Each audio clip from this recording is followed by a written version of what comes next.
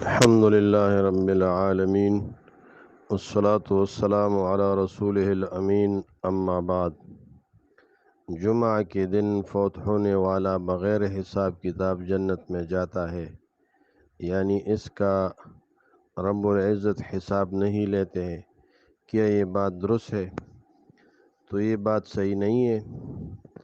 البتہ جمعہ کے بارے میں ترمذی میں ایک روایت یہ ہے، جو جمعہ کے دن مر جائے تو اللہ تعالیٰ اس کو قبر کے عذاب سے بچائے گا، لیکن وہ روایت بھی سنداً ضعیف اور کمزور ہے، لہذا یہ بات صحیح نہیں ہے کہ وہ بغیر حساب کتاب جنت میں جاتا ہے۔